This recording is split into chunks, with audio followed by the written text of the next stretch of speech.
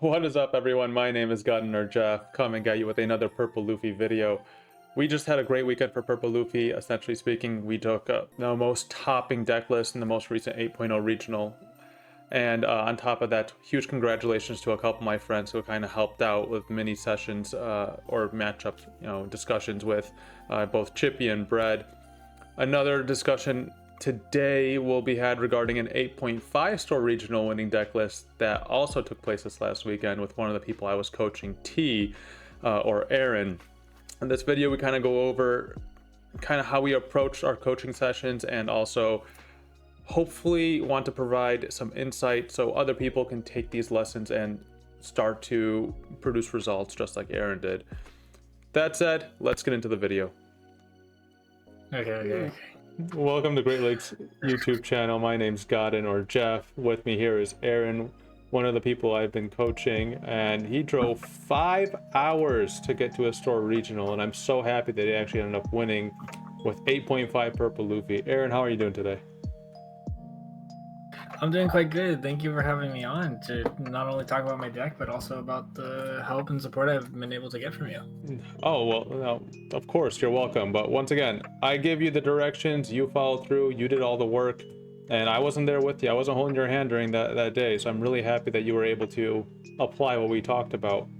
Now, I will say congratulations, because not only has your deck kind of become the standard list that I've been seeing going around, at least when it comes to 8.5 Purple Luffy, and people are taking like variations of your deck and changing it but using your ratios. I also saw your like a deck profile video that you did with someone else, going around the Discord, so you're a little bit of a superstar. Yeah, it's actually been quite a interesting couple days. Like, I've had a lot of people come to me about my deck profile, about my list, about my ratios, about certain card choices that I include or don't include. Yeah. And I think the biggest thing that I've experienced throughout the past couple of weekends or the past week is the idea of that people feel that there is a necessity of cards that needs to be in Purple Luffy. And that when I explain to them that I don't like it or I don't feel that it's necessary, people always have their mind blown. They're like, what? No, that doesn't make sense. Well, yeah, no, it's funny because you were just telling me right before we started this that like people at the event were telling you the other version of Purple Luffy. Here, I can actually pull it up. Something similar to, the standard Purple Luffy build was actually the one that they were thinking might actually be better rather than the Luffy-Tarou build. And I don't exactly disagree. I think that the standard build may have some merits here and there, but I don't know. I've been getting mixed results myself in testing. How about you? Have you tested that other side of the deck? So my entire testing and experience that I've had with the updated standard build for Luffy, like the non-Tarou version, it's felt okay in testing, but against decks like Dofi and especially against Lucci, if I'm missing my key combo pieces, it just feels like I lose straight from die roll. And it feels like, especially like a lot of the matchups where even though I have a decent play on my first 2 plays, just the fact that like I can turn to Tarou going first as Purple Luffy and get 3 bodies on board that they can't respond to consistently, comparatively just to a 6k to Poly it's just so much more better and wins me games 99% of the time compared to just the standard package. No, and I mean, I actually kind of agree with you. I think the standard package is probably better off into, say, like the black deck. So probably better off into like Lucci or maybe even BY Luffy to an extent. But I think the Luffy-Tarou build is actually better universally, and I actually think this version is probably better into Blue Dofi. That said, I do want to talk a little bit because this deck, this is not just a deck profile. I mean, we could explain the cards, but I'm sure most people know these cards. I really want to get into 2 things. One, I want to talk about what is it about my coaching that kind of clicked? What did you take away? Is there anything I did good or bad even, or something you'd want me to elaborate more on, so that other people can kind of take what we're talking about today and apply it to their own gameplay and hopefully, achieve similar results. Yeah. So the number one thing that I learned about Purple Luffy and Mhm. the experience that I got, like we said, when we first started testing the list, we only had about a week when we found out that structure decks would be legal, that it'd be using local ruling instead of regional Yeah. ruling. So that completely threw off my game plan, and it made me quite nervous to actually bringing the Luffy-Tarou version into the store regional. But I don't know. I felt that I understood the card pool well. I felt that not only the support I got from coaching, that just asking questions, understanding card ratios and decisions between the lists, I felt made me feel really confident in the cards that I was bringing, Mhm. and made me feel really very extra confident about cards I excluded from the list. I think those are the two biggest factors, because throughout the entire weekend, I had people telling me, "Oh, you need to play 7 cost kid. You need to check in a poly. Yeah. Why don't you have queens?" And there was a lot of stuff like that over the weekend, and I just felt like walking into that regional, I was like, "This list is exactly what I want to bring. I'm very happy with it. Every card in here felt like it was here with a purpose, and I Exactly. don't think I would have understood why that card had meaning if it wasn't for the support that I got from you." Well, thank you, thank you. And once again, we talked a lot about different card choices. We talked a lot about like the ratios, and I think that's something that a lot of people kind of forego to the wind a lot, is, you know, the ratios of counter to non-counter. And not only that, but also, you know, 4 drops, 5 drops, being able to make sure you always have something to play that feels good, and it's not just throwing down a card, you know. So that's something that I really kind of theorize and kind of do like mock hands and mulligans and trying to see, all right, what's good in what scenario. Now, one thing I will say, and it's something that you kind of told me, and I was hoping you could elaborate, is that you were kind of saying that I was explaining power plays to you. So can you kind of elaborate what you mean by power plays? And So I feel as if that there's a lot of like new or like less experienced Purple Luffy players that will look at a card list and not necessarily understand why each card is included into a list. okay, Like most people will understand the Luffy-Tarou package, but they may not understand why why I'm only at 3 Magellan, why I'm yeah, only at 3 Clay, why I'm only at 2 Kaido. And a lot of the ways that I play the deck is a lot different than a standard pilot, mm-hmm, because I don't rely on Kaido for top end and having to close games. I don't rely on seeing Bon Clay and my going first hand to making sure I hit that ramp. yeah, I'm able to look at board position and understand that a lot better. Like for example, there was a lot of people that really didn't understand the use of Rip Law and would use Rip Law inappropriately, especially like if they're going oh, you mean first, block the using it on the yeah, four down, and then that would like just kill their momentum and their dawn. yeah, Or I've seen people not understand where they don't have Taro in hand and they're sitting at 7 dawn. Like even though they have Bond Clay and another 4 drop, they don't understand that they can do that play. And even if it's little stuff that's simple, maybe mm-hmm, simple to you listening, it's stuff like that that changes between a decent pilot to an amazing pilot and is able to see themselves out of those situations and them holes, yeah. and to know what to play for and what to look for. No, well, you actually are really articulate and well versed in terms of how to explain a good coach versus a bad coach. I'm really happy to have you on.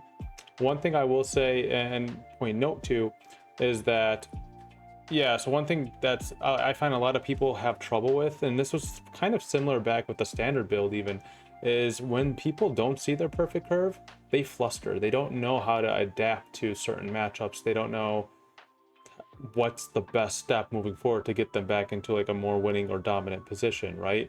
Because say they'll ramp to 7 and they don't have the Luffy-Tarou play, and they're like, all right, what am I gonna do, right? So they kind of get a little flustered. And one thing that I think a lot of people are saying is that this deck, and even in 09, some people are saying this, that this deck actually has a really bad going second curve and really always wants to go first because that's where it's more powerful. And while I do agree going first is nice, one thing I think that our deck does to kind of fix the going second curve is actually including the Magellans and including the Captain Kids. And some people include Queen. And I think those are all and obviously just raw dropping San-Gorou. I think all those plays are fairly, significant. Why? Because say if you go second, you drop a Magellan, you're basically going first. Say you go second and you attack 6, drop a blocker Law, if they take the life, that is, so they go to 7 cards in hand, I think you're already up and ahead. So it's just being able to visualize what the deck can allow you to do and then play into that. And I think that just takes a lot of experience. One thing I will say, and I don't want to cut you off if you had a thought regarding this, but I see a lot of people turboing to 9 or turboing to 10 and then dropping Kaido and killing a lot of their momentum, where it actually might be better to just build your board or drop a 9 mom instead and kind of take advantage of board moving forward. So you'll have like 2 5 drops, then a 9 mom on field, and then from there you kind of just are in like a really extremely strong winning position, especially if you use 9 mom to like remove your opponent's only attacker. So yeah, I would say that there's a lot of scenarios where that ended up coming up and that ended up being mattering. So before we part ways, I do want to just talk about the matchups really quickly. Especially since you kind of went up against a good variety and you've lost dice roll for almost all of them except the first one.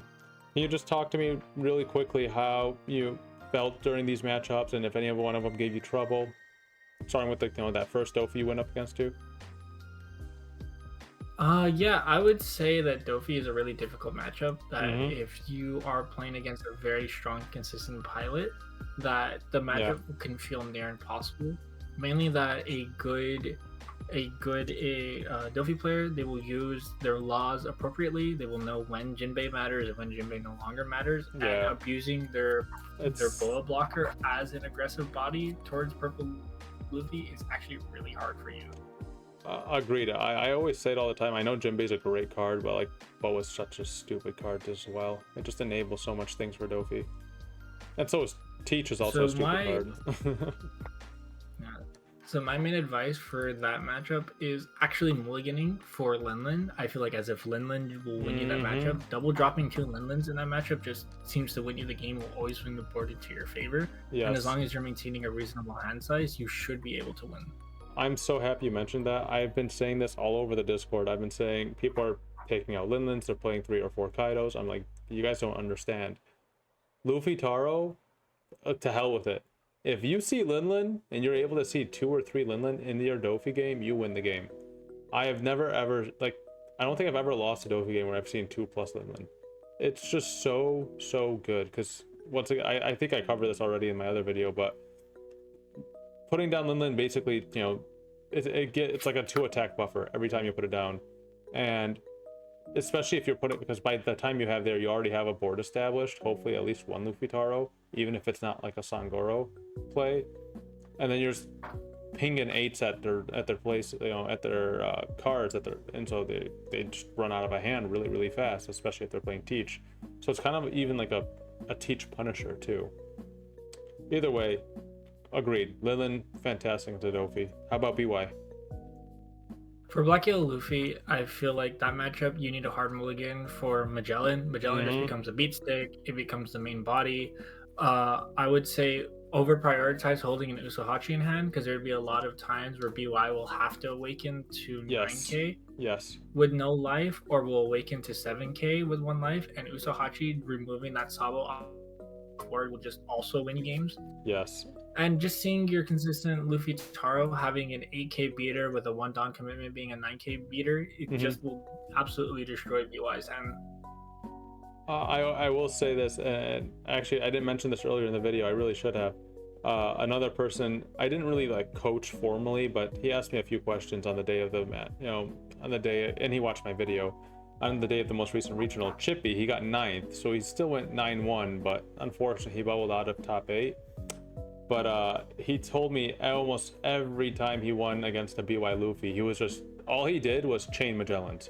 He'd go Magellan into Magellan to Magellan to Magellan, and he won. He was just hysterical. He was just, because he's been on the other side of it, because he usually plays BY, so it's really funny. But all right, getting it to Enel, anything specific? No, Enel will just have to run out of hand size. They can't really harass you unless they're dropping Namis, which will then rip their hand.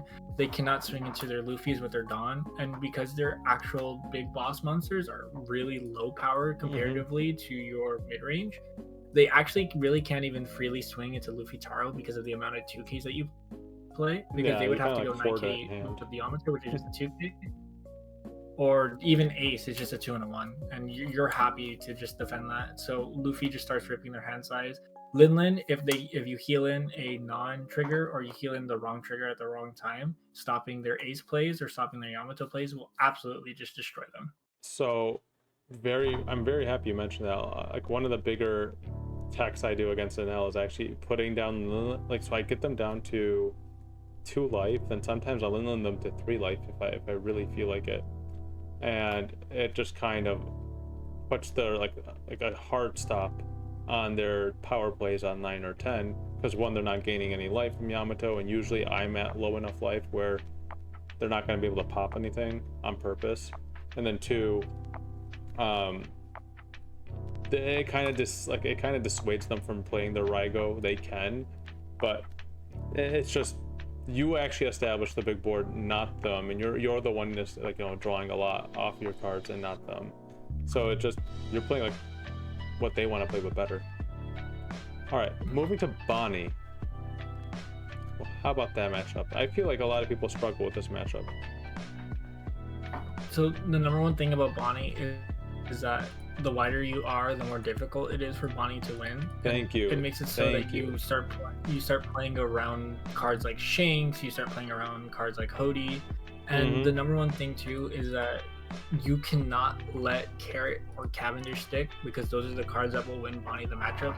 So even if you have to over prioritize a Kaido play or even a Uso-Hachi play, as long as you are able to remove those threats off the board, you should be winning against Bonnie 90% of the time. Yeah. Every single purple Luffy I heard, oh, I've lost to Bonnie, I always ask him, did the carrot stick?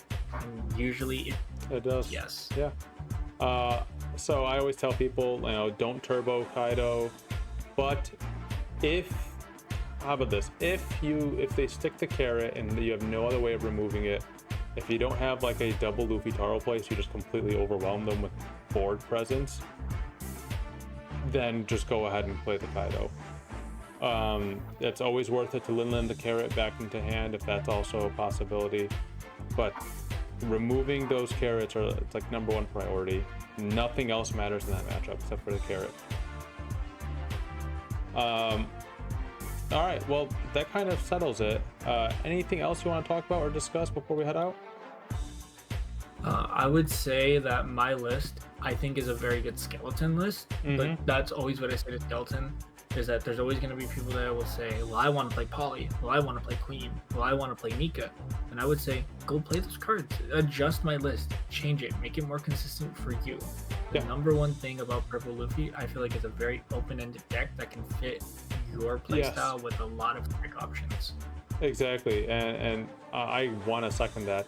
The biggest thing with Purple Luffy is I feel like people want to be told how to play it, but they don't go ahead and test as much as, you know, you or I do.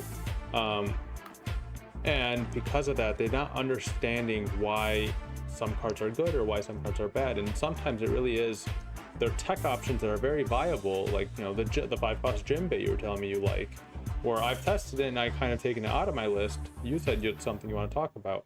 Or even so for me, you don't play Queens, I love Queen, but maybe we can come to a common ground or a middle ground and try to combine these lists into, you know, for everyone to be happy.